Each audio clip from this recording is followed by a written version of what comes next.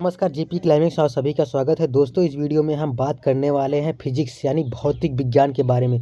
किसी भी एग्जाम की तैयारी कर रहे हैं, ऑल कॉम्पिटिटिव एग्जाम के लिए, बिहार शिक्षक भर्ती हो या सुपर टेट हो या यूपी टेट हो, जिस भी इस पे एग्जाम में यानी भौतिक से विज्ञान से प्रश्न बनते हैं, तो यहाँ पर हम मोस्ट टॉपिक लेकर आए हैं क्रैश कोर्स की तरफ से।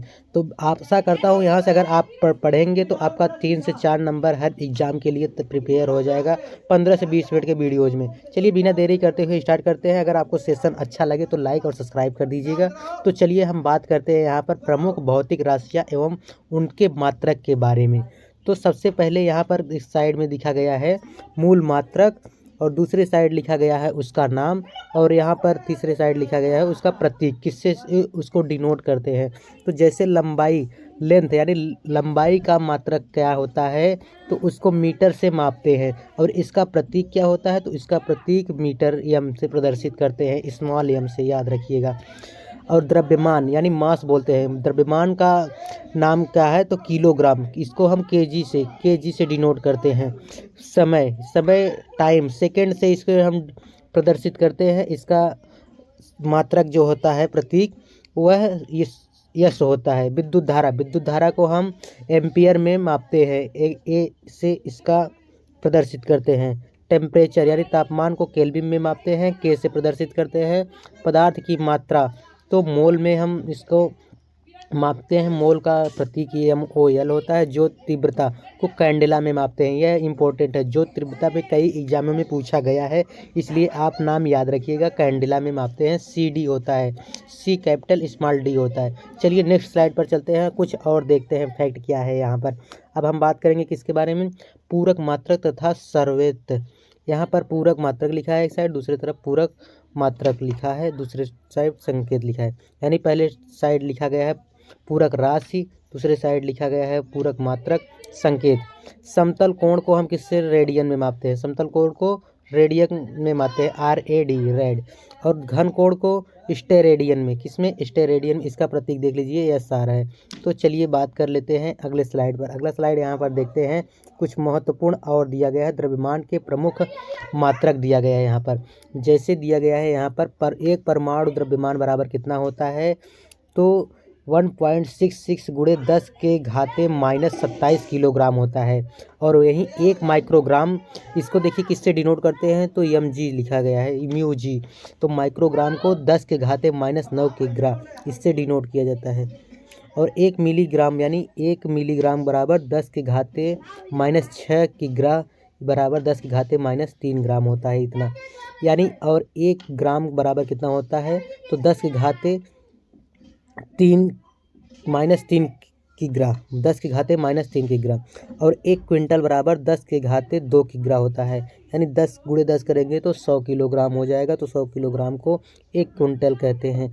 चलिए 1 मीट्रिक टन को 10 के घाते 3, 1000 किलोग्राम को हम क्या कहते हैं, 1 मीट्रिक टन कहते हैं। 1 पाउंड को तो 0.4537 किग्रा को 1 पाउंड कहते हैं। और चंद्रशेखर सीमा कितने कहते हैं, तो 1.4 गुणे सूर्य का द्रव्यमान बराबर 2.8 गुणे 10 के घाते 30 किग्रा को चंद्रशेखर सीमा कहते हैं। चलिए नेक्स्ट स्लाइड पर चलते हैं और कुछ इंपॉर्टेंट यहाँ पर फैक्ट देखते हैं। यहाँ से प्रश्न पूछा जाता है कि लंबाई के प्रयोगात्मक मात्रक। तो एक साइड लिखा गया है 1 फर्मी, 1 FM बराबर 10 के घाते 15 मीटर होता है। कितना, 1 फर्मी बराबर 10 के घाते 15 मीटर। 1 पिकोमीटर बराबर कितना होता है, तो 10 के घाते -12 मीटर। और यहीं पर 1 एंगस्ट्राम बराबर 10 के घाते -10 ग्राम। और 1 नैनोमीटर बराबर 10 के घाते -9 मीटर। 1 माइक्रोमीटर बराबर 10 के घाते -6 मीटर। 1 सेंटीमीटर बराबर 10 के घाते -2 मीटर। और 1 किलोमीटर बराबर 10 के घाते 3 मीटर। यानी 1000 मीटर बराबर 1 किलोमीटर होता है, इसीलिए 10 के घाते 3 मीटर लिखा गया। 1 मील बराबर कितना होता है, तो 1760 गज बराबर 1.6 किलोमीटर। यानी 1 किलोमीटर और 600 मीटर यानी बराबर कितना मीटर हो जाएगा, तो 5280 मीटर। यानी 5280 मीटर के बराबर कितना होता है, तो 1 मील। और 1 मील किलोमीटर में कितना होगा, तो एक याद रखिएगा 1.6 किलोमीटर। और 1 टेरामीटर बराबर कितना होता है, तो 10 के घाते 12 मीटर। 1 प्रकाश वर्ष बराबर एक प्रकाश वर्ष बराबर कितना होता है? तो 9.467 गुणे 10⁻³ मीटर या 10⁻16 मीटर इतना के बराबर होता है एक प्रकाश वर्ष। एक खगोलीय मात्रक बराबर कितना होता है? तो 1.495 गुणे 10⁻11 मीटर यहाँ पर लिखा गया है। और या बराबर फिर 1.5 गुणे 10⁻11 मीटर। और एक पारसेक बराबर कितना होता है? इम्पोर्टेंट है, एक पारसेक ये किसके बराबर होता है? तो 3.26 प्रकाश वर्ष या बराबर 3.03 गुणे 10⁻16 मीटर एक पारसेक के बराबर होता है। आशा करते हैं आप लोग को समझ में आ रहा है। चलिए यहाँ पर स्क्रीनशॉट ले लीजिए आपको पढ़ने के लिए। और यहाँ पर दूसरा स्लाइड लिखा गया है समय के महत्वपूर्ण मात्रक के बारे में। यूनिट्स ऑफ टाइम इम्पोर्टेंट याद देख लीजिए कि 1 मिनट बराबर कितना होता है? तो 60 सेकंड, जैसा कि सब जानते हैं। और यहाँ से प्रश्न पूछा भी जा सकता है, एग्जाम में निकालने के लिए सवाल आता है, तो याद रखिएगा इतना आपको पता होना चाहिए। 1 घंटा बराबर 60 मिनट, और उसमें सेकंड की बात करें तो 3600 हो जाएगा। 60 गुणे 60 करेंगे तो 3600 हो जाएगा। एक दिन बराबर 24 घंटे होता है, एक दिन में 24 घंटे, तो 8600 सेकंड होगा। यानी 60 गुणे 60 गुणे 24 करेंगे तो 86,400 सेकंड होगा। कितना? 86,400 सेकंड। एक सप्ताह यानी एक वीक बराबर 60 डे होता है, एक सप्ताह में 60 डे होता है। एक चंद्रमास में बराबर कितना होता है? तो 4 सप्ताह, यानी 4 सप्ताह में एक चंद्रमास हो जाता है पूरा 28 दिन में। एक सौर मास बराबर 30 या 31 दिन, यानी एक माह कितने दिन का होता है? 30 या 31 दिन का होता है। फरवरी माह कभी 28 कभी 29 होता है जब लीप वर्ष होता है तो। और एक वर्ष बराबर 13 चंद्रमास होता है, यानी एक साल में 13 चंद्रमास यानी 13 पूर्णिमा होता है। और एक लीप वर्ष बराबर कितना होता है? तो 365 दिन। तो साधारण बराबर कितना होगा? तो 365 दिन। चलिए आगे बात कर लेते हैं नेक्स्ट स्लाइड पर। और यहाँ पर कुछ महत्वपूर्ण मापन उपकरण दिया गया है, यहाँ से आपको यह भी पता होना चाहिए। एक साइड दिया गया है यंत्र और दूसरे साइड दिया गया है मापन, उसका उपयोग। तो चलिए देखिए अल्टीमीटर का उपयोग कहाँ करते हैं मापन में? तो अल्टीमीटर का उपयोग जो है उड़ते हुए विमान की ऊंचाई मापने के लिए करते हैं। अल्टीमीटर, जैसे अगर विमान या जहाँ हेलीकॉप्टर उड़ रहा है तो उसकी ऊंचाई मापा जाने के लिए अल्टीमीटर का प्रयोग करते हैं। और अमीटर से क्या मापते हैं? तो विद्युत धारा की तीव्रता मापते हैं। अमीटर से क्या मापते हैं? तो विद्युत धारा की तीव्रता मापते हैं। ऑडियोमीटर से क्या मापते हैं? तो ऑडियोमीटर से ध्वनि की तीव्रता मापते हैं, जैसे कि कितने डेसिबल में उसका निकल रहा है, इसके बारे में भी आगे बात करते हैं। एरोमीटर से क्या मापते हैं? तो एरोमीटर से वायु एवं गैस का भार तथा संघनन मापते हैं। और एनीमोमीटर से क्या मापते हैं? तो वायु की गति और शक्ति मापने का यंत्र है। वो एनीमोमीटर वायु, जैसे हवा कितनी तेज से बह रहा है या चल रहा है, तो इसके किससे मापते हैं? तो एनीमोमीटर से मापते हैं। और एक्सीलोमीटर से क्या मापते हैं? तो गतिमान वाहनों की गति में वृद्धि की दर मापते हैं। जैसे अगर गाड़ी चल रही है, जैसे उसमें मीटर लगा होता है कि हमारा गाड़ी 50 पे जा रहा है कि 40 पे जा रहा है कि 60 पे जा रहा है, तो इसको मापने के लिए क्या करते हैं? तो एक्सीलोमीटर से ही मापते हैं गतिमान। और बैरोमीटर से क्या मापते हैं? तो बैरोमीटर से वायुमंडलीय दाब मापते हैं। बैरोमीटर से वायुमंडलीय दाब मापते हैं। और वोलोमीटर से क्या मापते हैं? तो ऊष्मीय विकिरण मापते हैं। वोलोमीटर से ऊष्मीय विकिरण मापते हैं। और कैलोरीमीटर से क्या मापते हैं? तो ऊष्मा की मात्रा मापते हैं। कैलोरीमीटर से ऊष्मा की मात्रा मापते हैं। और वर्नियर कैलिपर से क्या मापते हैं? तो बेलनाकार वस्तुओं का व्यास एवं गहराई मापते हैं। वर्नियर कैलिपर से जो है क्या मापते हैं? जैसे अगर कोई रॉड हो गया या पाइप हो गया, उसके अंदर की विड्थ कितना है, चौड़ाई कितना है, उसका गहराई कितना है, ये मापने के लिए वर्नियर कैलिपर्स का उपयोग करते हैं। और कैरियोमीटर से क्या मापते हैं? तो निम्न ताप मापते हैं। और डेंसीमीटर से क्या मापते हैं? तो पदार्थ की घनत्व मापते हैं। डेंसीमीटर से क्या? पदार्थ की घनत्व। और फैदोमीटर से इम्पोर्टेंट है, फैदोमीटर से समुद्र की या नदी की गहराई मापते हैं। जल में जो जल नापा जाता है, जैसे अगर मान लीजिए कोई नदी है, उसकी गहराई नापने के लिए हम किस यंत्र का उपयोग करते हैं? तो फैदोमीटर का उपयोग करते हैं। समुद्र कितना गहरा है, तो इसका फैदोमीटर का उपयोग करते हैं। चलिए नेक्स्ट स्लाइड पर चलते हैं। आशा और वीडियो पसंद आ रहा हो तो लाइक करिएगा दोस्तों, बहुत आप लोग के लिए इंपॉर्टेंट वीडियोज़ लाते हैं। इस चैनल चेक करिएगा, आपको यहाँ से ज़रूर फ़ायदा होगा। तो चलिए यहाँ पर गैरोमीटर से क्या मापते हैं? तो गैरोमीटर से गुरुत्वीय त्वरण मापते हैं। क्या मापते हैं? तो गुरुत्वीय त्वरण मापते हैं। और हाइड्रोमीटर से वस्तुओं का सापेक्ष घन मापते हैं। हाइड्रोफोन से जल के भीतर उत्पन्न ध्वनि मापते हैं। हाइग्रोमीटर से वायुमंडलीय आर्द्रता मापते हैं। लैक्टोमीटर से दूध की शुद्धता मापते हैं। लैक्टोमीटर से क्या मापते हैं? दूध की शुद्धता की कितनी उसमें पानी मिलाया गया है और उसमें कितना क्रीम बन रहा है, ये सब मापते हैं। और क्रोनोमीटर से क्या मापते हैं? तो क्रोनोमीटर से पानी के जहाज़ों में सही ज्ञात करने का प्रयुक्त उपकरण। पानी के जहाज़ में सही समय ज्ञात करने का प्रयुक्त उपकरण है क्रेनोमीटर। और क्रेस्कोग्राफ से क्या मापते हैं? पौधों की वृद्धि को दर्शाने वाला यंत्र है। और डायलेटोमीटर से क्या मापते हैं? किसी वस्तु में उत्पन्न आयतन के परिवर्तन के मापने वाला यंत्र है। और डायनोमीटर से क्या मापते हैं? इंजन द्वारा उत्पन्न की गई शक्ति मापने का यंत्र। डायनोमीटर से हम नापते हैं कि किसी इंजन में कितनी शक्ति है। और इलेक्ट्रोइंसेफेलोग्राफ से क्या मापते हैं? मस्तिष्क विभव मापने का काम आने वाला यंत्र है। क्या है? इंसेफेलोग्राफ से क्या मापते हैं? मस्तिष्क विभव मापने का काम आने वाला यंत्र है। चलिए नेक्स्ट स्लाइड पर चलते हैं और कुछ देख लेते हैं महत्वपूर्ण मापन उपकरण के बारे में। तो इलेक्ट्रॉन मीटर से क्या मापते हैं? तो विभवांतर मापने का यंत्र है इलेक्ट्रॉन मीटर से। और रेडियो माइक्रोमीटर से क्या मापते हैं? तो ऊष्मीय विकिरण को मापने वाला यंत्र है। और रेन गेज से क्या मापते हैं? वर्षा की मात्रा ज्ञात करने वाला यंत्र है। जैसे अगर बारिश में कितनी बारिश हुआ है तो किससे मापते हैं? Rain gauge. इसका नाम ही रेन मतलब वर्षा होता है।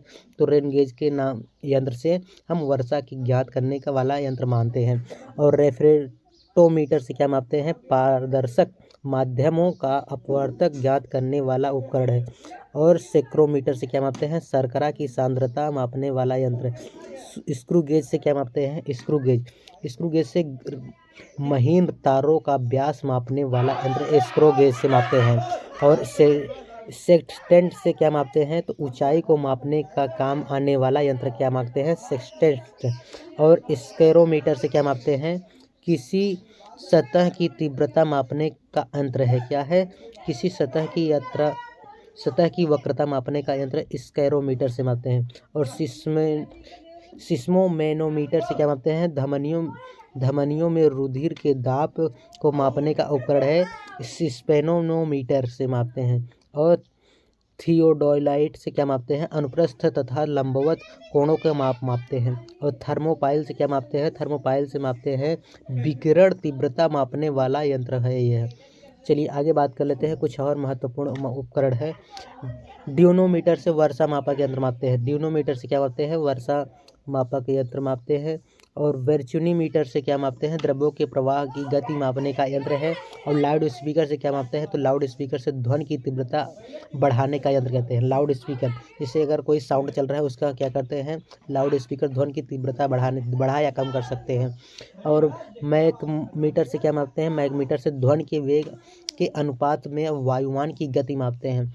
और मैग्नोमीटर से क्या मापते हैं? चुंबकीय क्षेत्र मापते हैं। माइक्रोमीटर से क्या मापते हैं? अति सूक्ष्म लंबाई यानी मिलीमीटर की हजारवां भाग मापते हैं।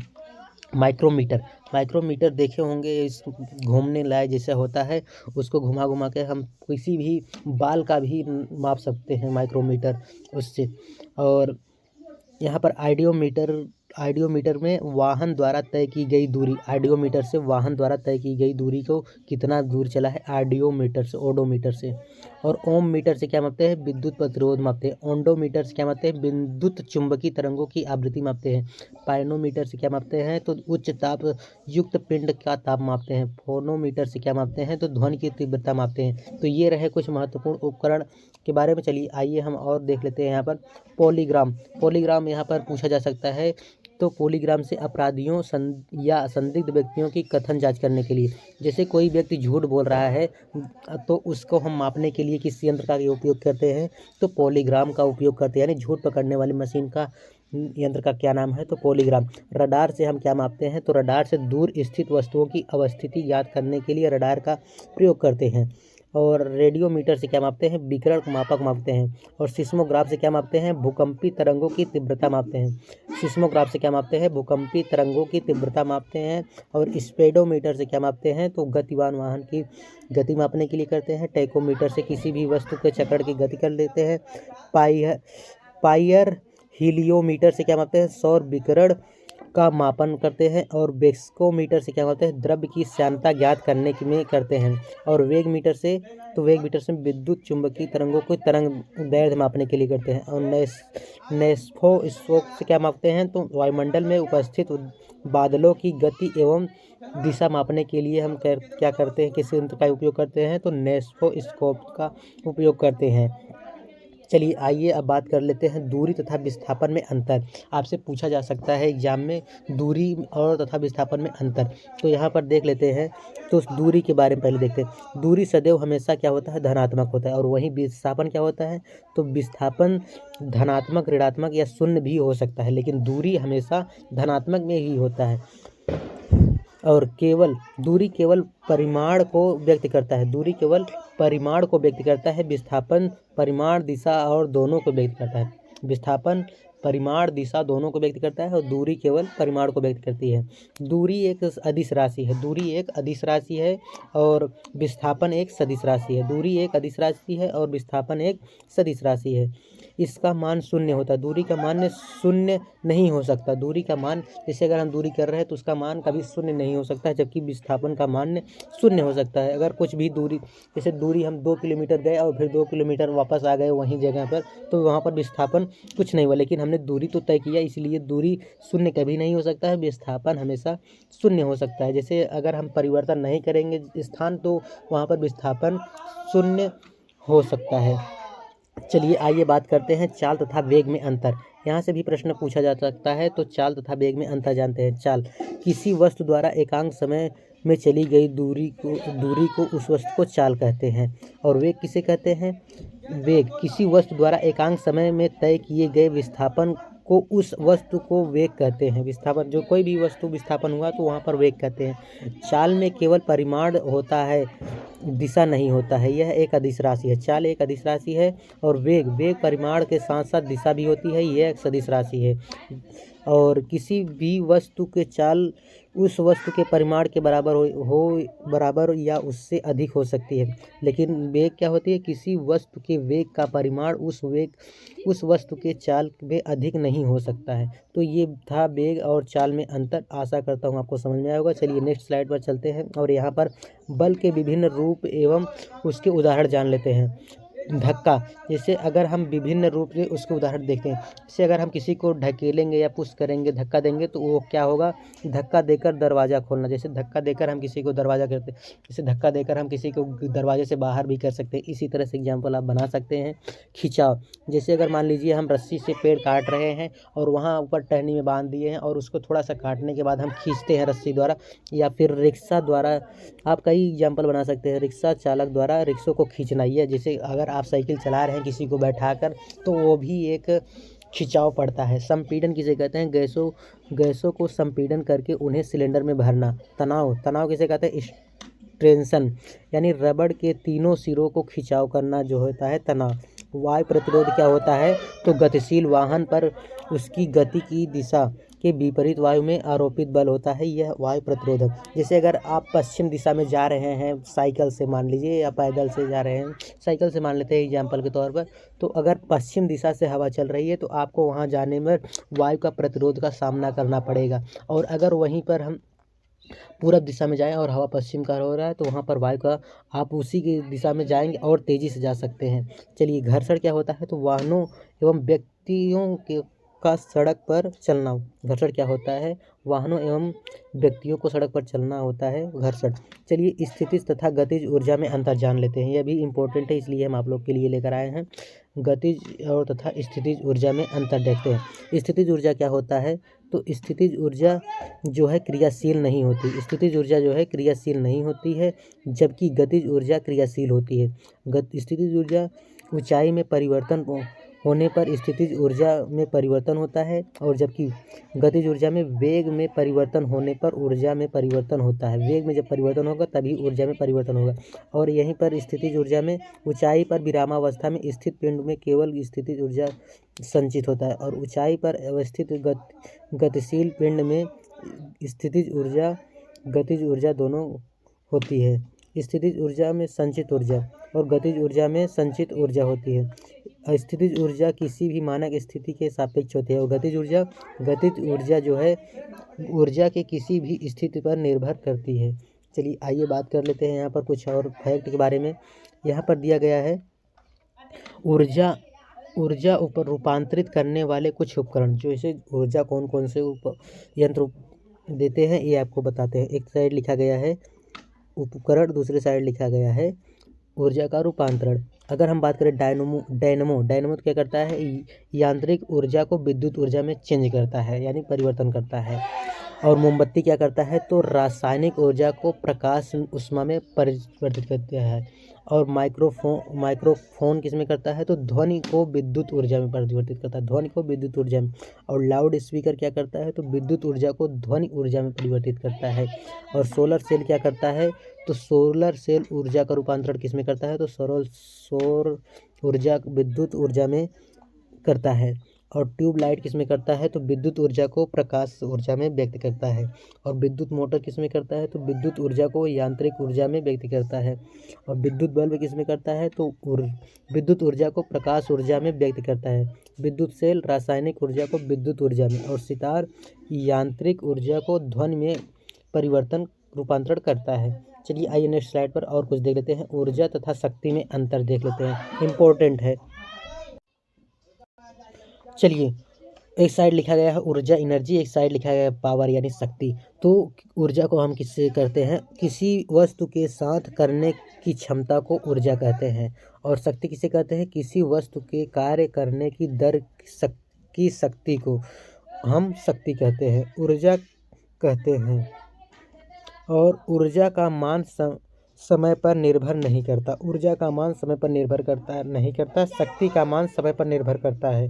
ऊर्जा का SI मात्रक जूल होता है, ऊर्जा का SI मात्रक जूल होता है। और जबकि शक्ति का SI मात्रक जूल या सेकंड अथवा वाट होता है।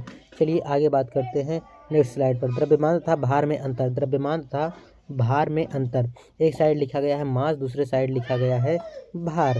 तो किसी वस्तु में निहित कुल द्रव्य की मात्रा का द्रव्यमान कहलाती है। और जिस गुरुत्वीय बल को पृथ्वी की किसी वस्तु को अपने केंद्र की ओर खींचती है वह वस्तु भार कहलाता है। ठीक है। फिर द्रव्यमान, किसी वस्तु का द्रव्यमान सभी स्थानों पर सभी समान रहता है, और लेकिन भार, वस्तु का भार भिन्न भिन्न स्थानों पर भिन्न भिन्न होता है। और द्रव्यमान एक अदिश राशि, द्रव्यमान क्या है, एक अदिश राशि है, जबकि भार एक सदिश राशि है। द्रव्यमान का मापन भौतिक तुला द्वारा किया जाता है। और भार का मापन जो है यह कमानीदार तुला द्वारा किया जाता है।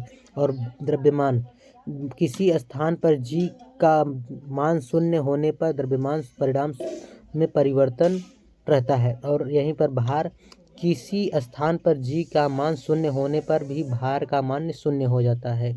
चलिए आइए नेक्स्ट स्लाइड पर चलते हैं और यहाँ पर देख लेते हैं अब विविधि के बारे में यहाँ पर देखते हैं। इम्पोर्टेंट है आप लोगों के लिए, यहाँ से प्रश्न बनते रहते हैं हर एक एग्जाम में। तो जैसे यहाँ पर लिखा गया है, एक साइड खोज, दूसरे साइड लिखा गया वैज्ञानिक का नाम, तीसरे साइड लिखा गया है वर्ष।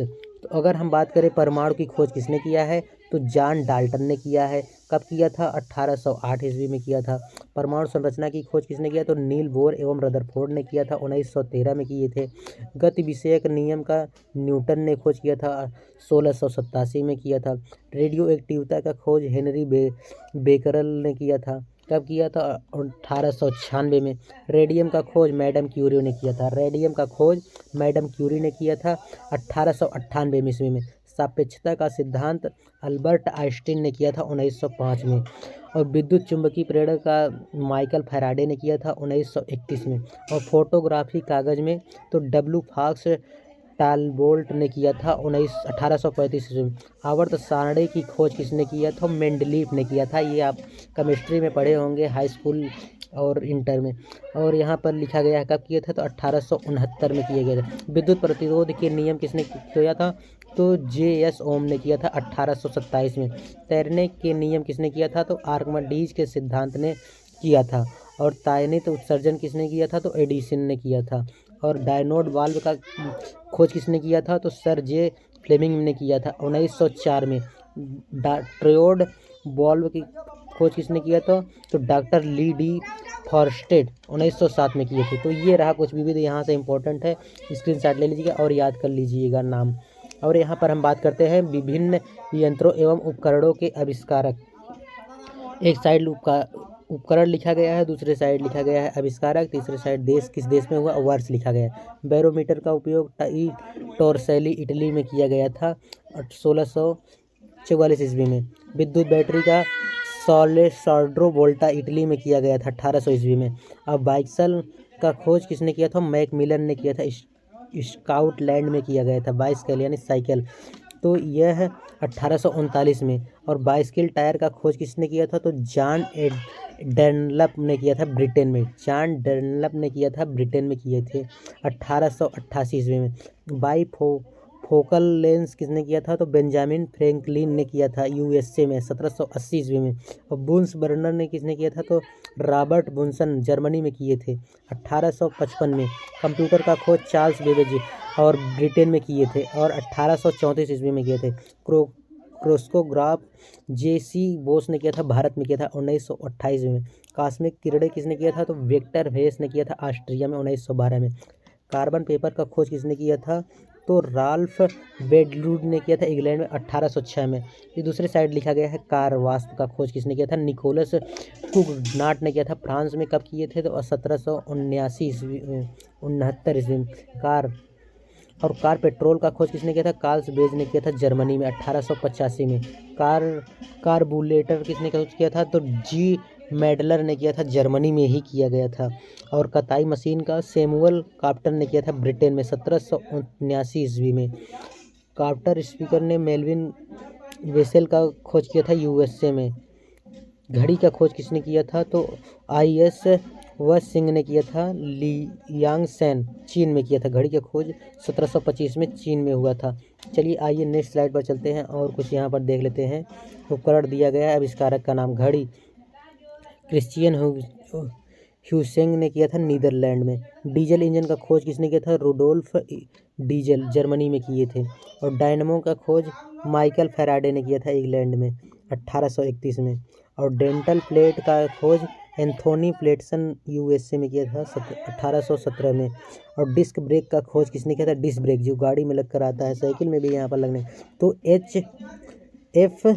लेंचेस्टर ने किया था ब्रिटेन में 1902 ईस्वी में डिस्क ब्रेक का।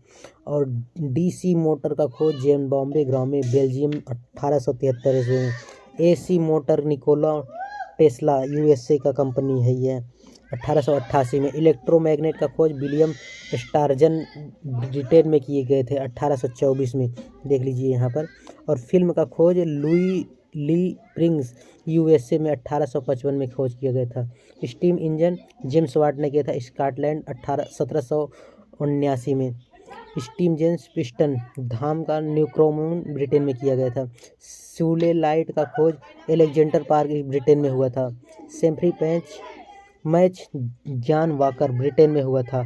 सेम्फ्रीलैंड हेनरी डेवी ब्रिटेन में।